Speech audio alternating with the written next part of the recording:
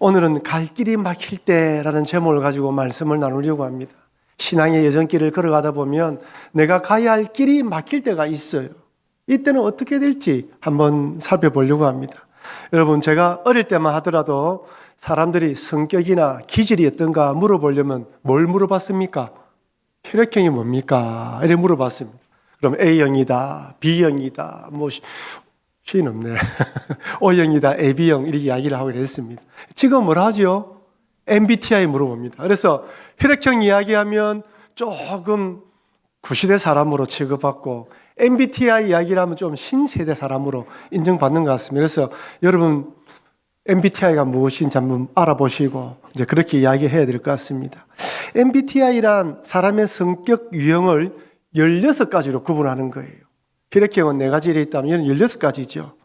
크게 4가지 차원의 성향을 바탕으로 검사를 하는데 그 중에 하나가 생활 방식을 통하여 J형과 P형으로 나눕니다. J형은 계획적이고 체계적인 사람을 말합니다. 치밀하고 꼼꼼한 사람 있죠. 그 J형 사람입니다. P형은 적극적이고 유연한 삶을 좋아합니다. J형 사람은 여행 계획을 세울 때요, 언제 출발해서 몇 시에 도착하고 차는 어디에 주차하고 밥은 몇 시에 먹고 밥은 뭘 먹으며 꼼꼼하게 30분 단위로 1시간 단위로 계획을 세우는 사람을 말합니다. 아마 여러분 이 말을 들으면 내가 J형이구나 생각하는 사람이 있을 거예요. P형 어떻습니까? 여행 가는 장소, 그다음에 뭘 타고 갈 건가, 숙박 시설을 정해놓고 그 지역에 가서 적극적으로 하기 좋아하는 사람입니다. 거기 가서 기분 좋으면 국밥 먹고 좀 우울하면 칼국수 먹지 뭐, 이런 스타일이죠. 그래서 P형 사람은 좀 스트레스를 덜 받아요. J형 사람은 꼼꼼하게 계획을 세우기 때문에 그 계획대로 안 되면 다음에 뭘 해야 되는데 미뤄진다. 어떻게 할지 스트레스를 받아요. P형 사람은 그러면 그래라. 나는 내 뜻대로 가겠다. 이래 안 되면 저거 하면 되지. 이런 마음으로 편안하게 갑니다. 여러분, J형 사람과 P형 사람 중 누굴 따라가면 편할까요? J형 사람입니다. 여행을 갈 때 누구든지 이렇게 계획을 잘 세운 사람이 있으면 따라가면 돼요. 이런 걸 좋아하는 사람이 있습니다. 근데 J형 사람과 P형 사람 서로가 기질을 잘 알아야 됩니다. 저 사람 스타일이 이러니까 하고 인정해 주지 않으면 서로 싸울 수가 있어요. 근데 여러분, 우리 인생이 나는 J형이기 때문에 목사님 저는 계획을 잘 세워야 됩니다 하고 이야기하지만 아무리 계획을 잘 세운다고 우리 인생이 내 뜻대로 내 계획대로 잘 돌아갑니까? 그렇지가 않아요. 우리 인생 앞에는 항상 변수와 돌발 사항이 있습니다. 생각지도 않은 일이 너무 많이 찾아와요. 마음의 준비가 되지 않는 일들이 어느 날 찾아와서 우리 심장을 철렁 내려앉게 만들 때도 한두 번이 아닙니다. 내가 계획하는 것과 하나님의 인도하심이 다를 때가 많아요. 우리가 아무리 하나님의 뜻을 알아간다 하더라도 모를 때도 많이 있는 것이죠. 여러분 어떻습니까? 2024년 10월 20일 오늘 주일입니다. 이날에 이 부산 북교회에서 예배 드릴 것이라 생각한 사람이 누가 있겠습니까? 아무도 없습니다. 여러분 한번 물어보겠습니다. 여러분들은 지금 현재 살아가고 있는 이 모습, 이런 모습으로 살아갈 것이라고 어릴 때 생각을 해보았습니까? 아마 어떤 분은 목사님 맞습니다. 저는 제 계획대로 되었습니다 라고 말씀하실 분도 있지만 극히 소수예요. 대부분의 분들이 목사님 전혀 딴 길로 걸어왔습니다 라고 이야기하실 것입니다. 정말 우리 앞날이 어떻게 될지 아무도 모릅니다. 그래서 사람들은 앞날을 알기 원합니다. 내 앞에 언제 불행한 일들이 찾아올까, 언제 좋은 일이 찾아올까 알기를 원하는 것이죠. 그래서 세상 사람들은 누굴 찾아갑니까? 무당이나 점쟁이를 찾아가요. 참 아이러니한 건요, 요즘 젊은 사람들은 신의 존재를 잘 믿으려고 하지 않아요. 그럼에도 인터넷에 오늘의 운세, 인터넷 점집을 많이 찾는다고 합니다. 타로라는 점도 많이 본다고 해요. 전능하신 하나님은 못 믿겠다고 이야기하면서 또 그런 신들은 또 그렇게 앞을 보는 뭔가 있다고 믿는다는 거예요. 이상한 일입니다. 사실 우리 그리스도인들도 중요한 결정을 앞두고 하나님께 기도하지만 속 시원하게 응답받지 못할 때도 많습니다. 기도하면 된다라고 말하지만 기도하면 할수록 헷갈릴 때도 한두 번이 아니에요. 참 초신자일 때는 기도하면 바로 응답할 때가 많아요. 그래서 여러분 교회 온 지 얼마 안 되잖아요. 그때 큰 걸 구해보십시오 한번. 신앙생활 오래오래 하면 오래 할수록 하나님이 우리의 기도보다는 하나님의 뜻에 따라가도록 조금 있게 인도하실 때가 많습니다. 어떤 분은 하나님의 음성을 들어야 한다 보니까 정말 길을 쫑긋하고 하나님의 음성을 들으려고 합니다. 혹시 여러분들 너 오늘 이쪽으로 가라, 경동아 저쪽으로 가라, 이런 식의 이야기를 들어본 적 있습니까? 죄송하지만 저는 그런 소리를 한 번도 못 들어봤어요.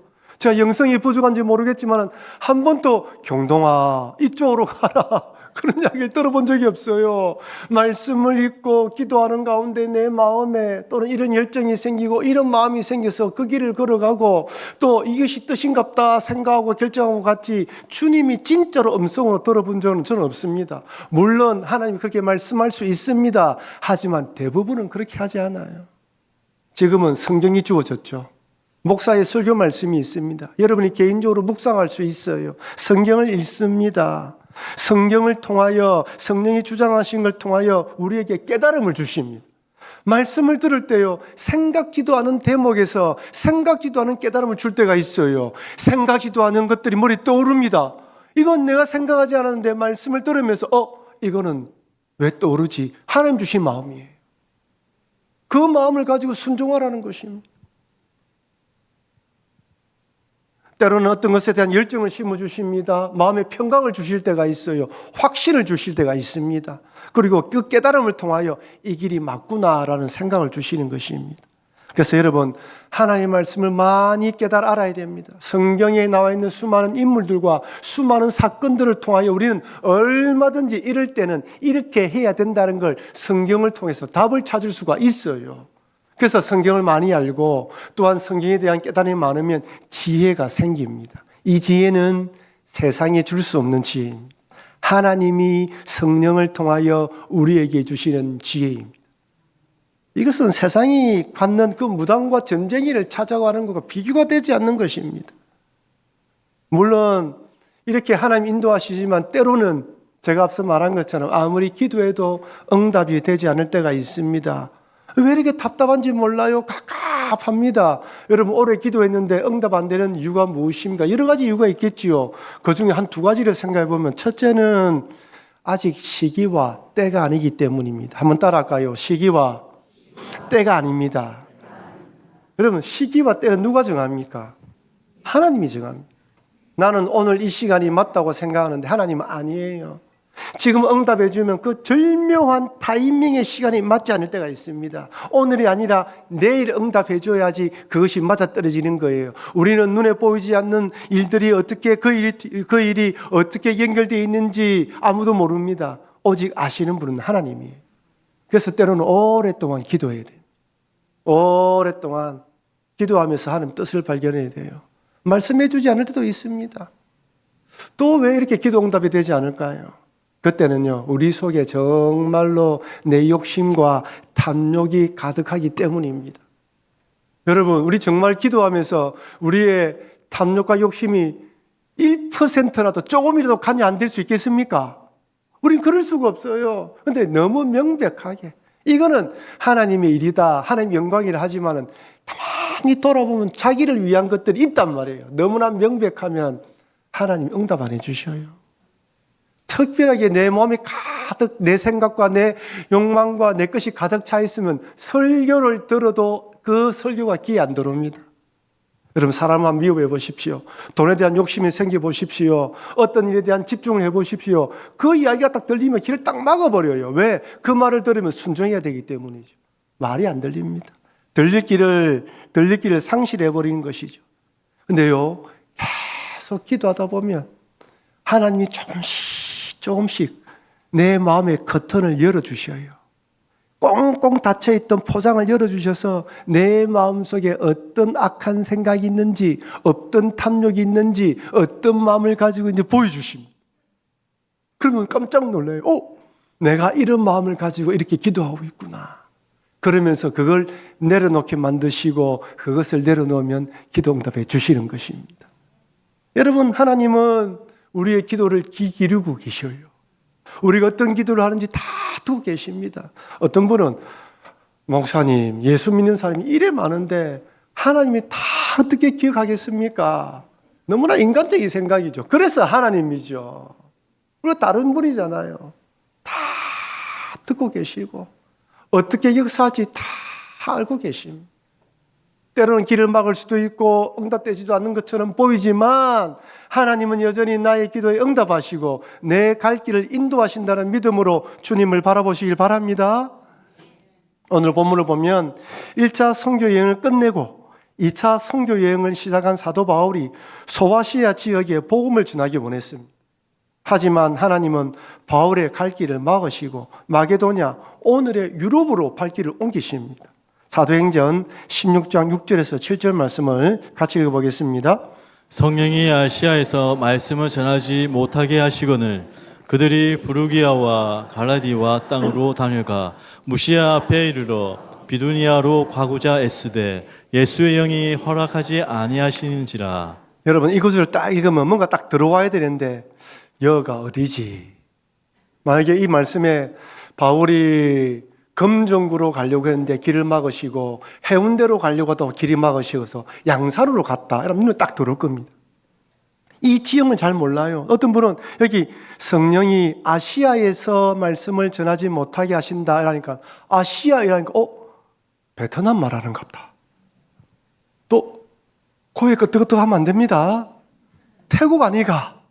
아니에요. 처음에 제가 이 말씀 읽을 때 와, 저 터키 저 지역에서 저 이스라엘에서 베트남 올라오면 그 당시 비행기도 없는데 그때 몰랄 땐 그런 생각을 했습니다. 여기 소아시아, 여기 아시아는 지금의 티르기에 옛날에 터키 있죠. 터키 한 지역을 말합니다. 그 지역의 이름이 지명이 아시아였어요. 그리고 여기 나와 있는 부르기아, 갈라디아, 무시아, 비두니아 이 그림이 나오죠. 자, 여러분 한번 잘 보십시오. 자, 부르기아가 어디에 있습니까? 부르기아 우리 손 보이지요? 예, 여기 부르기아입니다. 갈라디아 어디 있죠? 여기 갈라디아 보이죠? 사도 바울이 여기에 복음을 전했어요. 그리고 여기서 복음을 전하고 어디로 가려고 했다? 아시아로 가기로 했습니다. 그지요? 아시아가 요 밑에 있지요? 아시아 보이죠? 근데 막으셔서 어디로 갔다고? 무시아 보입니까? 그지요? 무시아에서 어디로 가기 원했다고? 그 위에 비두니아 보입니까? 예. 그런데 결국 어디로 갔다고? 두로와 갑니다. 마지막 두로와까지. 여러분 큰 그림 보이죠? 여기 그림입니다. 여러분 베드로 전서나 베드로후서 보면 베드로가 뭐 본도, 갈라디아의 비누 이런 곳에 있는 선도에 편지 선다. 여기가 다 이쪽 지역입니다. 오늘날 티르기의 지역을 말하는 것이죠. 저는 올 3월에 시차르에서 이것을 방문하면서 개인적으로 얼마나 큰 은혜를 받은지 몰라요. 지도만 보고 사진만 보았던 그곳, 이야기만 들었던 그곳에서 그 현장에 있는 선교사님의 이야기를 듣고 사도 바울이 1차 선교 여행을 하면서 돌아보았던 그곳, 요한계시록에 나와 있는 이 7교회를 돌아보면서 야, 정말 보는 것만으로 심장이 벌렁벌렁거리는 거예요.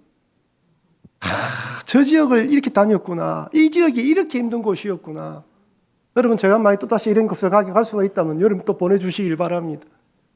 보고 들은 것들은 이게 제 마음에 남아있는 거예요. 이 구절을 읽으면서 왜 소아시아로 가려고 했는지 단번에 알았어요. 그 자리에 가서.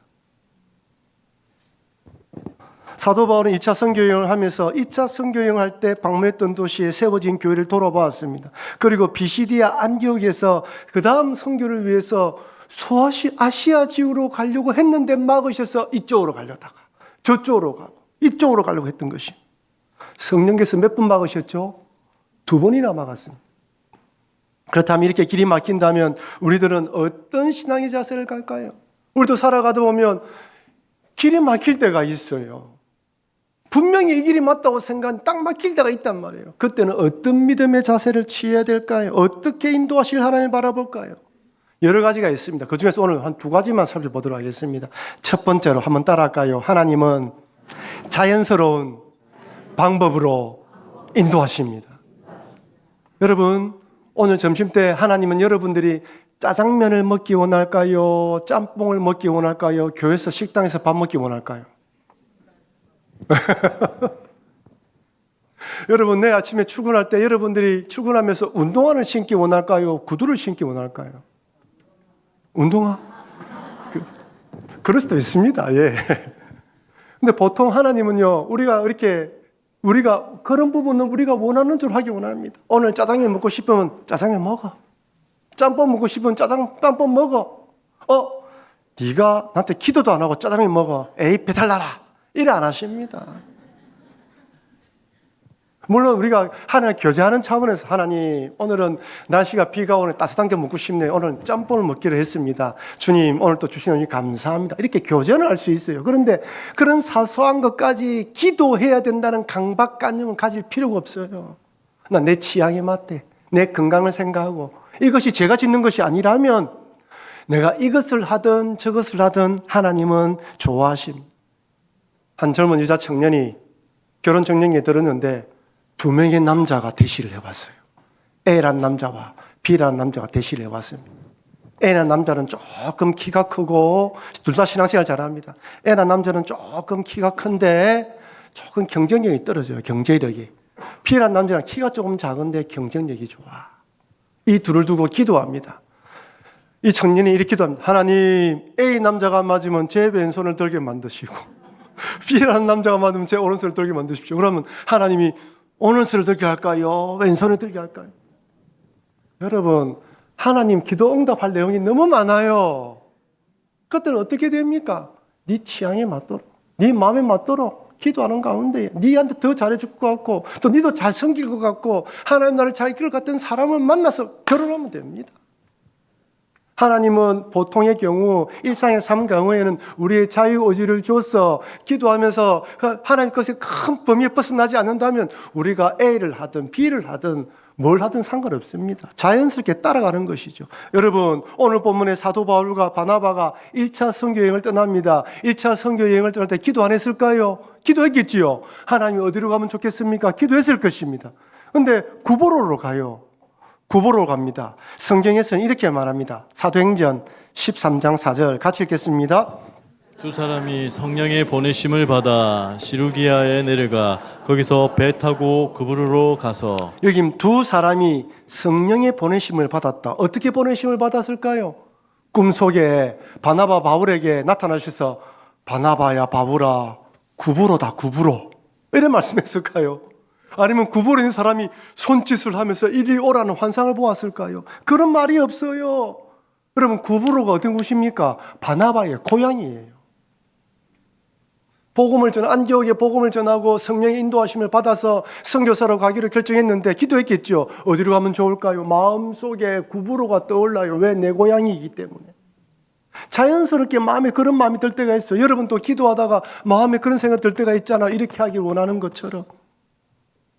아마 바울은 바나바가 그렇게 이야기를 했을 때 아마 바울도 동의했을 겁니다. 당연하게 또 그래 하는데 특별히 문제가 있겠습니까? 그래 생겼을 거예요. 신앙생활 하다 보면 나도 모르게 헌금을 하고 싶을 때가 있어요. 어느 선교사님들의 선교 형편, 교회의 필요에 따라서 어느 교회가 뭐 하기 위해서 뭘 하게 해야 된다고 딱 생각하는데 나도 모르게 저 금액에 10분의 1을 해야 되겠다. 실제로 보니까 어떤 성도님들은 교회의 우리 LED 전광판을 바꾸는데 금액이 얼마큼 나왔는데 10분에 하시는 분이 있어요. 그런 마음 주실 때가 있는 거예요. 목사가 당신 10분의 1 하나 말할 수 있습니까? 성령께서 그런 감동을 주시는 거예요. 선교지에 어렵다니까 내가 거기 한번 도와주겠다. 누가 주시는 마음입니까?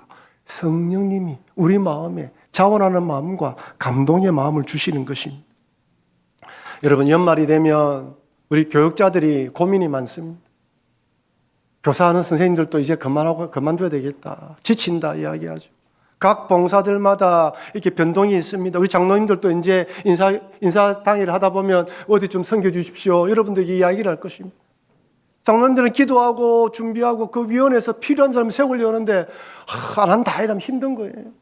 그 처음에는 또 연말 되면 하던 일 또 그만두고 싶습니다. 이제 그만둬야지 이런 생각을 하는데 교육자가 건면하고 주변 사람 건면하면 또 마음속에 어떤 마음이 듭니까? 그래도 할까? 누가 주신 마음입니까? 대답하십시오. 누가 주신 마음입니까? 성령님이 주신 마음입니다. 아멘이죠? 대답 많이 안 하시네. 아멘입니다. 성령께서 주시는 마음입니다. 그런 마음에 따라 자연스럽게 순종하면 되는 것입니다. 그렇게 바울과 바나바가 구브로에서 복음을 전하고 그 다음 사역지가 오늘날의 그림을 보았던 티르기의 지역이에요. 여러분 그 구브로 섬에서 그 다음 갈 수 있는 곳이 어디입니까? 그쪽 본 대륙이고 큰 대륙인 티르기에밖에 없어요. 여러분 티르기에는 사도 바울의 고향이 있는 다소가 있는 곳입니다.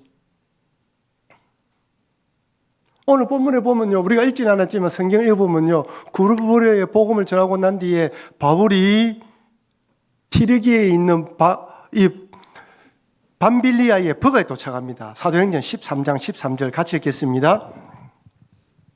같이 읽겠습니다. 바울과 및 동료한 사람들이 바보에서 배 타고 밤빌리아에 있는 버가로 이르니 요한은 그들에게서 떠나 예루살렘으로 돌아가고. 여러분 버가모 이 구브로에서 여기는 다음으로 자연스럽게 연결되는 길이에요. 바나바 고향을 갔다면 이제는 사도 바울의 고향도 있고 그 다음으로 연결되지는 큰 대륙이라는 것이죠. 다시 한번 그림 지도를 한번 볼까요? 자, 밑에 보면 밑에 밤빌리아 보입니까, 여러분? 밤빌리아 이 지금 오늘날 아주 유명한 안탈리아입니다. 여기에서 옆에 있는 버가에서 쭉 올라가서 그 위에 비시디의 안디옥을 한번 보여주십시오. 비시디의 안디옥이 있죠. 그리고 밑에 다소 한번 보여주십시오. 길르기아의 다소. 길르기아 다소 저 밑에 쪽 여기 있죠. 그러니까 밤빌리아 여기서 비시디의 안디옥으로 가서 쭉 연결 가면 다소가 나오는데요. 비시디의 안디옥에서 이고니온으로 루스드라로 드베로 다소로 길이 연결되어 있어요. 그럼 여기서 보십시오. 밤빌리아에서 소아시아가 어디에 있습니까? 왼쪽에 있지요. 그럼 바울이 소아시아로 갈 수도 있고 비시디의 안디옥으로 갈 수도 있습니다. 제가 이번에 가보니까요. 비시디의 안디옥이 높은 고지대에 있어요. 3,000m 산을 딱 넘어가니까 평지로 나와 있어요. 여기 안탈리아는 날씨가 더운데 그 위에 날씨가 추워요. 고지가 돼가서. 그럼 제가 고민이 생겼습니다. 왜 밤빌리아에서 소아시아로 안 가고 비시디의 안디옥으로 왔을까? 학자들은 세 가지로 추정합니다. 첫째는 이때 사도 바울이 열병이 생기지 않았을까? 그래서 이 따뜻한 지역이 아니라 조금 서늘한 지역이 필요해서 그곳으로 가지 않을까 추측을 합니다. 두 번째는 비시디아 안디옥에서 발견된 자료에 의하면 구브로의 총독 서기어 바울의 친척들이 살았던 것으로 추정돼요. 그러니까 구브로에서 복음을 전했을 때 이 서기장 바울이 이 서기장이 비시디아 안디옥에 우리 친척이 있으니까 거기 가서 복음을 전해달라라고 말했기 때문에 그곳에 간 것이 아닌가. 그곳으로 가면 우측으로 내려가는 길밖에 없습니다. 마지막 세 번째는 그 길로 쭉 따라가면 어디 고향이 나온다고요? 사도 바울의 고향 다소가 나와요. 그러니까 이 세 가지 이런 조항을 따라서 바울은 비시디아 안디옥으로 갔고 그리고 간 뒤에 쭉 연결된 것이 이고니온, 루스드라, 드베, 다소입니다. 제가 가보니까요, 이 길이요, 페르시아 때부터 길이 만들어졌더라고요. 얼마나 저는 그렇게 끝없는 평지를 처음 봤습니다. 넓은 땅이에요. 그 길로 가면 그 길로 연결되는 거예요. 여러분, 하나님은 사도 바울이 자연스럽게 그렇게 길이 열리는 쪽으로 해서 가고 싶은 쪽으로 길을 열어주셨습니다. 여러분, 때로는 우리가 가야 한 길, 하나님이 자연스러운 마음을 주십니다. 이렇게 하기를 원하고 저렇게 하기를 원할 때 그 길로 가면 됩니다. 하나님 인도하심을 따라 이것이 맞다라고 생각하면 되는 거예요. 그런데 두 번째는 특별하게 개입하실 때가 있어요. 그렇게 1차 선교여행을 마친 바울이 2차 선교의 목적은 1차 선교여행 때 세운 교회들을 돌아보는 것이에요. 그러니까 저기 루스드라, 이고니온, 그리고 비시디의 안디옥까지 복음을 전했습니다. 그리고 그 주위에 있는까지 복음을 전했지요. 그리고 난 뒤에 이제 어디로 갈까 고민 가운데 자기는 당연히 소아시아로 가기 원했어요. 저의 궁금증은 왜 하필 쭉 무시야 이쪽으로 가면 되는데 밑으로 소아시아를 가기 원했을까? 궁금했어요.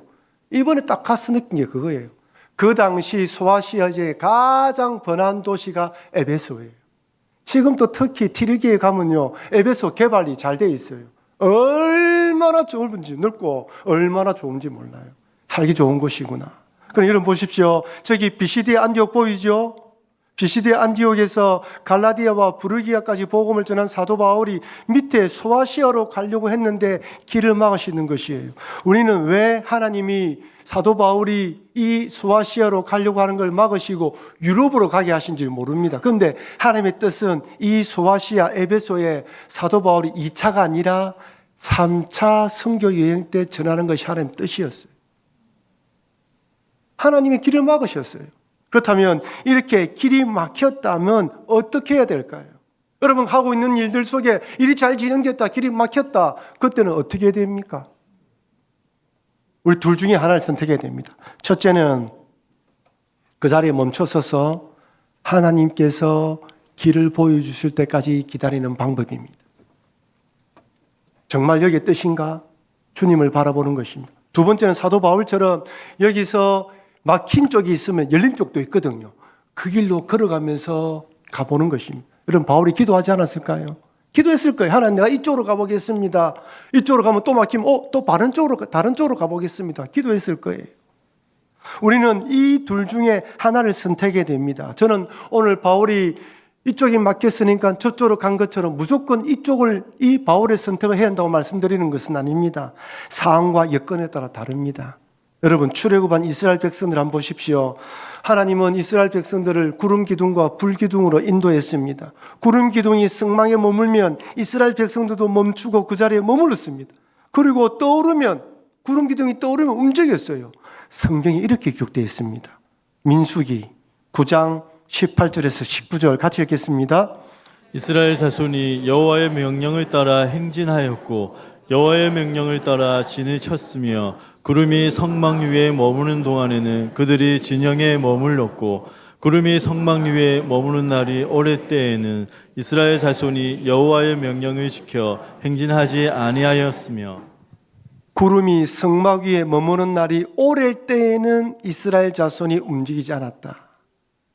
이러면 때로는요 물어봐야 돼요. 하나님 여기서 내가 어디로 가야 됩니까? 어떻게 해야 됩니까? 물어봐야 돼요. 하지만 하나님의 뜻만 묻고 기다리는 것이 능사가 아닐 때도 있습니다. 때론 바울처럼 열린 문으로 이동하면서 이게 안 되면 이쪽으로 가봐야지, 그리고 안 되면 또 저쪽으로 가봐야지 하면서 길을 찾을 때도 있어요. 이 두 가지를 어떻게 언제 어떤 식으로 적용할지는 그때 상황과 여건에 다 다릅니다. 근데 적절하게 균형을 이루면서 조화를 이루면서 때로는 이 방법으로 때로는 이 방법으로 해야 됩니다. 근데 중요한 것은 무엇입니까? 하나님이 반드시 우리의 길을 인도하신다는 믿음을 가지고 기도해야 한다는 사실입니다. 하나님 우리 길을 인도한다는 믿음이 없으면 우리가 앉아서 묻는 것이나 가는 것도 의미가 없습니다.